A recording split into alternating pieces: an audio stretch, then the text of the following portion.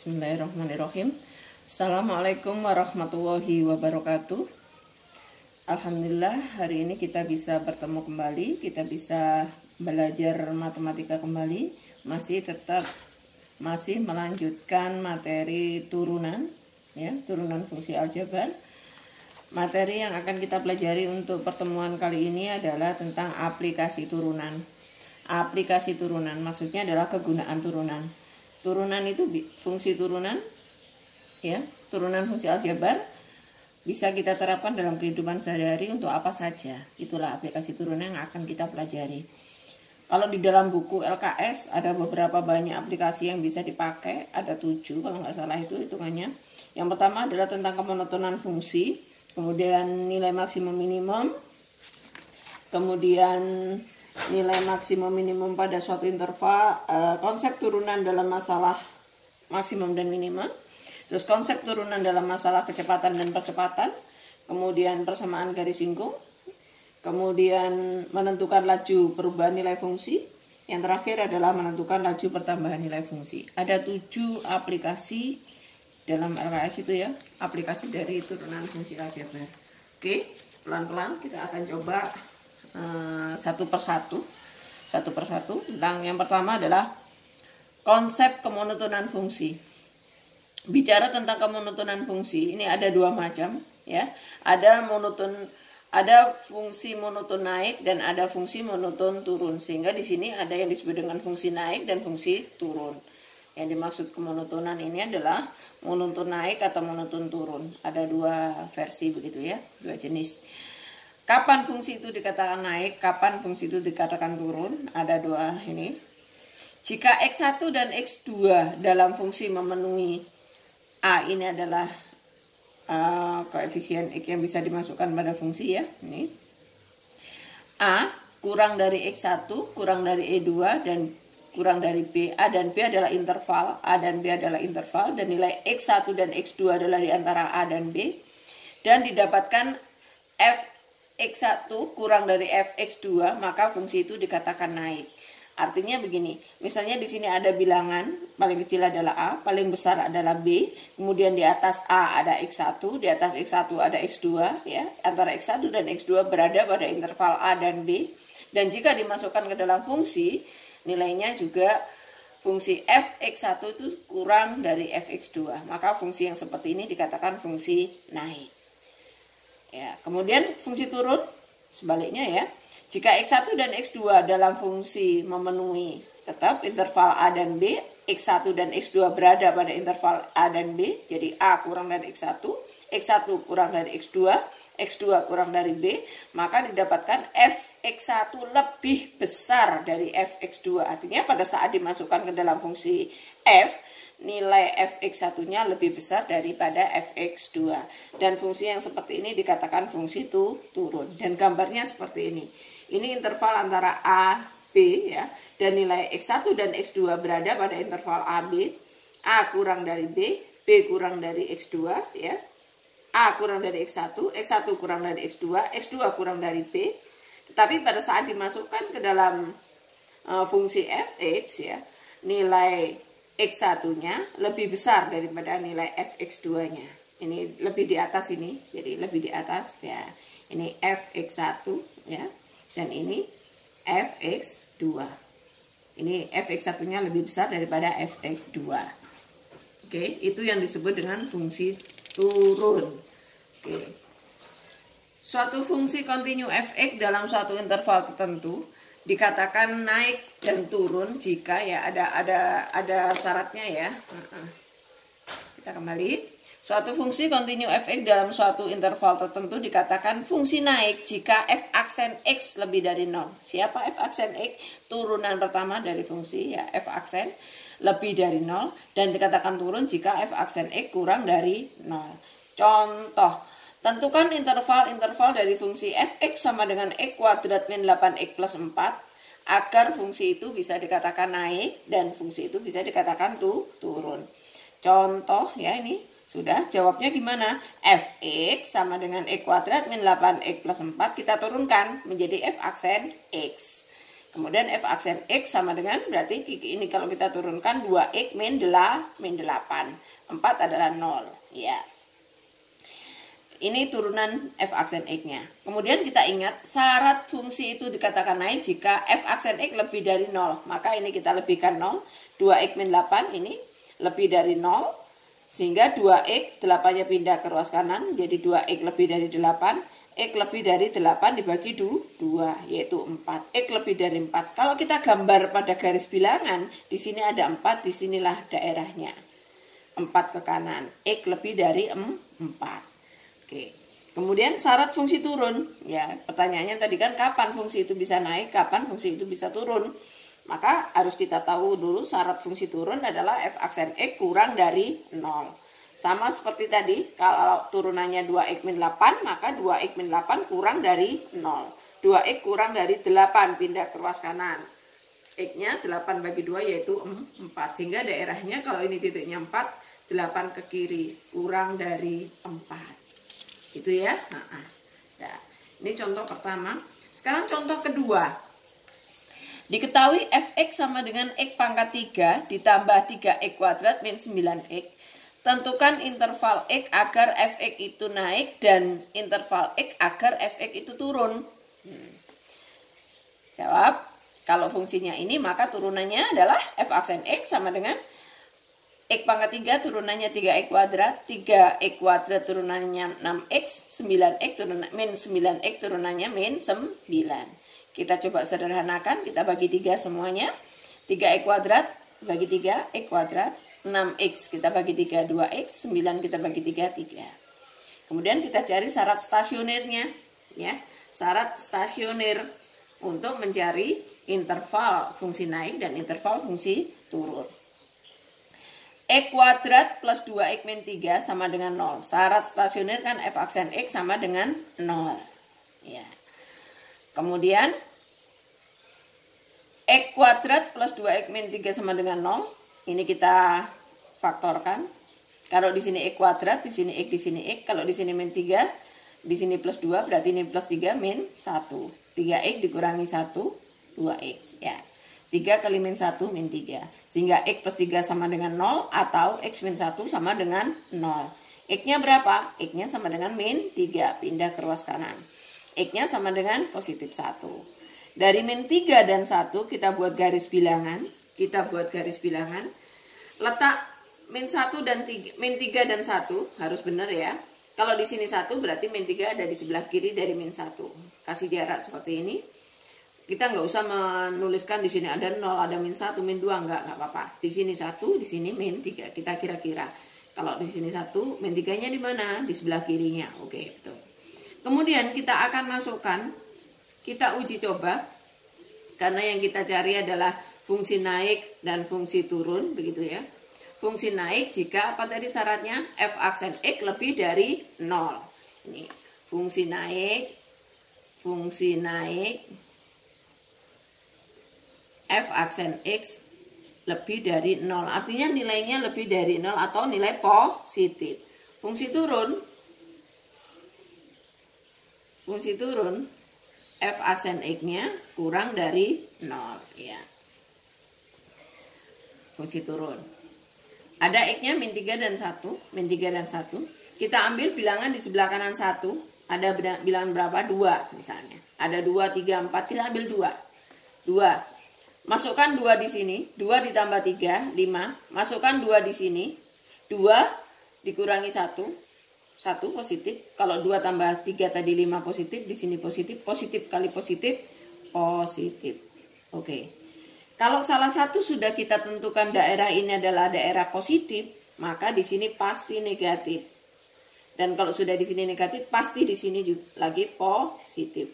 Selalu begitu. Kalau di sini negatif, positif, negatif, positif, negatif, positif. Yang dimaksud daerah F aksen X lebih dari 0 ini adalah daerah positif. Ini F aksen X kurang dari 0 adalah daerah negatif. Iya. Itu ya.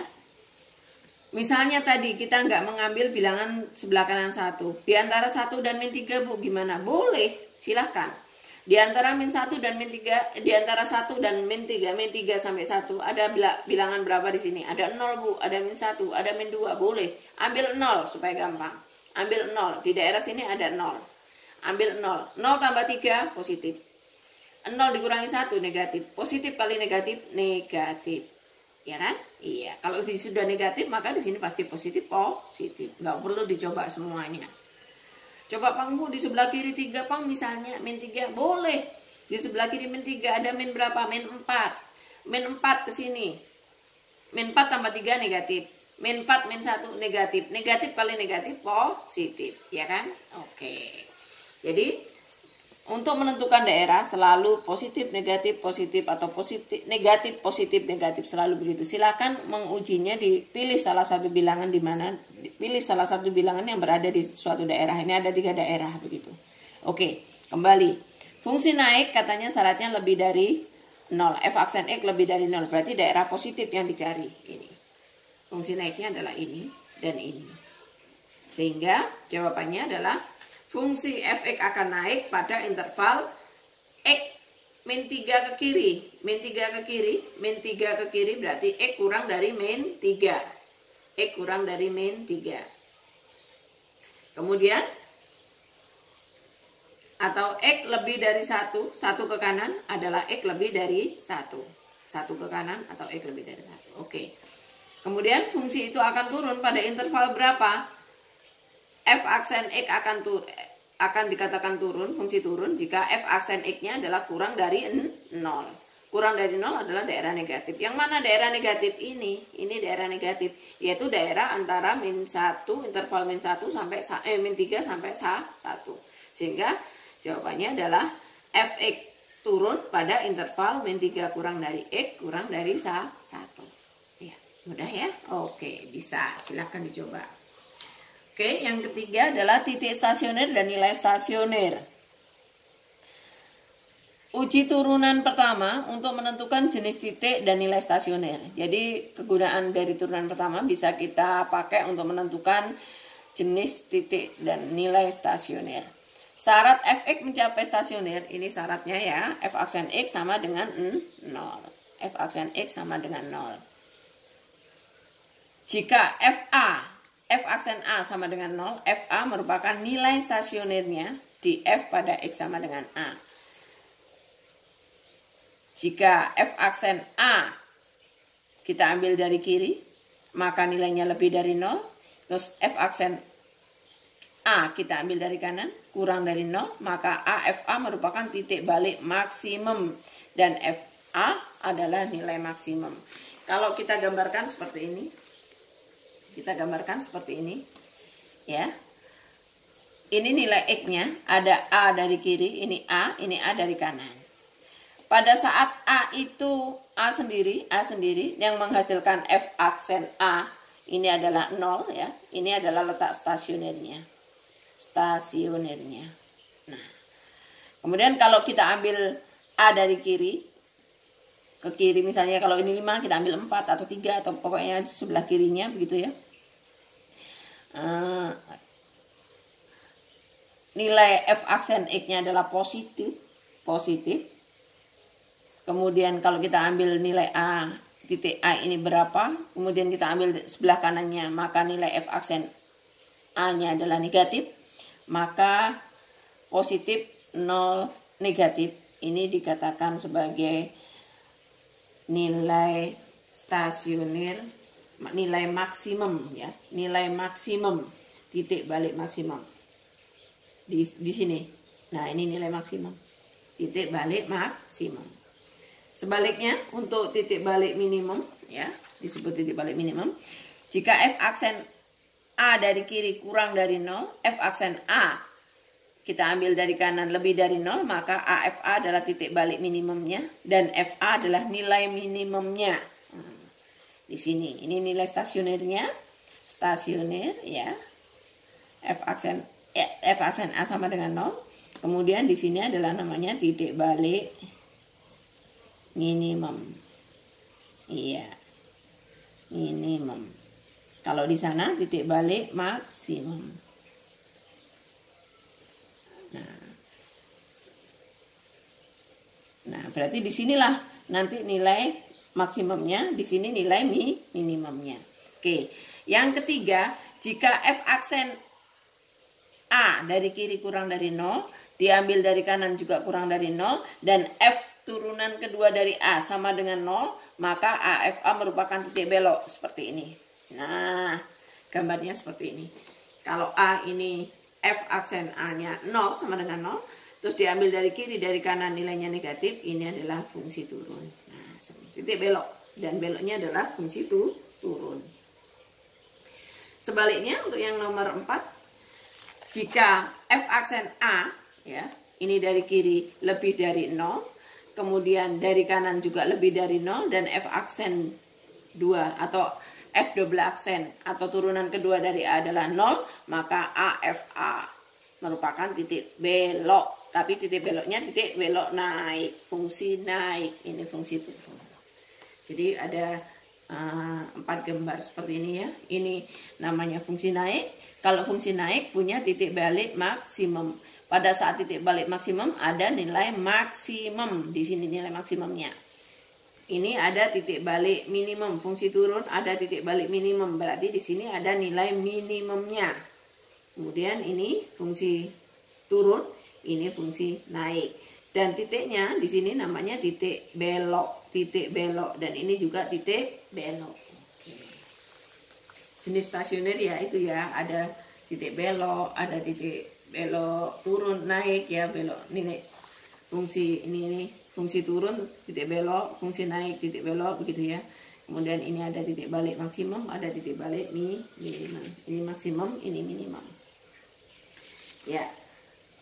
Kemudian kalau tadi uji turunan pertama ya, jadi untuk menentukan jenis titik dan nilai stasioner, sekali lagi bisa dengan uji turunan pertama dan juga bisa juga dengan uji turunan kedua. Kita coba dengan turunan kedua. Uji turunan kedua untuk menentukan jenis titik dan nilai stasioner. Jika f aksen A sama dengan 0 dan f double aksen atau turunan kedua dari A kurang dari 0, ya, nilainya kurang dari 0, maka AFA merupakan titik balik maksimum. Jadi kalau misalnya disuruh menentukan, tentukan koordinat titik balik maksimumnya, berarti AFA. Cari berapa A-nya, terus FA-nya berapa. Dan nilai FA-nya itu merupakan nilai maksimum. Yang kedua, jika F aksen A sama dengan 0, sekali lagi ini syarat stasioner ya, dan F double aksen A lebih dari 0, maka AFA merupakan titik balik minimum dan FA merupakan nilai minimum. Tuh. Jadi, kalau F double aksen A lebih dari 0, maka namanya titik balik minimum. AFA-nya titik balik. Dan nilai FA-nya sendiri nilai minimum. Oke. Jika F aksen A sama dengan 0, F aksen A dari kiri lebih dari 0 dan F double aksen A sama dengan 0, maka AFA merupakan titik belok. Tapi titik beloknya titik belok naik karena lebih dari 0. Jika F aksen A sama dengan 0, F aksen A dari kiri kurang dari 0 dan F double aksen A sama dengan 0, maka AFA merupakan titik belok atau titik beloknya ini titik belok turun ya. Kurang dari 0. Kalau tadi lebih dari 0, titik beloknya titik belok naik. Oke. Contoh soalnya, fungsi Y sama dengan 4x pangkat 3 min 18x kuadrat plus 15x min 20 akan mencapai maksimum untuk nilai X sama dengan, kita disuruh menentukan nilai X, berapakah X-nya supaya fungsi ini mempunyai mencapai nilai maksimum. Ya, kita tidak disuruh berapa nilai maksimumnya, tidak, tapi di X berapakah I-nya akan maksimum. Ya. Syarat stasioner, sekali lagi, Y aksen sama dengan 0, ini kita turunkan. 4 kali 3, 12, pangkat 3-nya turun dengan pangkat 2 ya. 12x kuadrat min 36x plus 15 ya. 18 kali 2, 36, 15x tinggal 15 saja, 20, 0 ya, nggak ada turunannya. Oke. 12x kuadrat min 36x plus 15, ini kita sederhanakan, kira-kira kita bagi berapa? Dibagi 3, oke, bagi 3, menjadi 4x kuadrat 36 min 36 dibagi 3 min 12x plus 15 bagi 3 5 sama dengan 0. Kemudian kita faktorkan. Kalau di sini 4x kuadrat berarti di sini 2x ya, 2x. Karena di sini plus 5 dan ini min 12, maka di sini harus negatif, ini harus negatif. Negatif kali negatif positif. Negatif ditambah negatif, negatif. Negatif 1 kali 2 negatif 2x. 2x kali min 5 min 10, min 2 dan min 10 min 12, betul ya. Sehingga dari sini x-nya sama dengan 1/2. Yang ini x-nya sama dengan 5/2. Ada 2 titik di sini, ada x-nya 1/2 dan x-nya 5/2. Oke. Dari sini kita akan menguji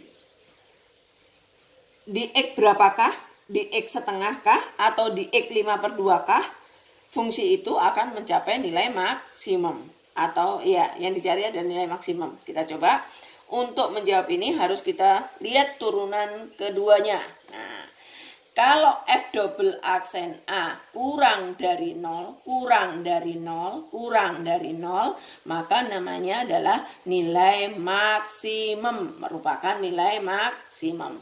Kalau f double aksen A-nya lebih dari 0, maka namanya nilai minimum, nilai yang didapatkan. Oke.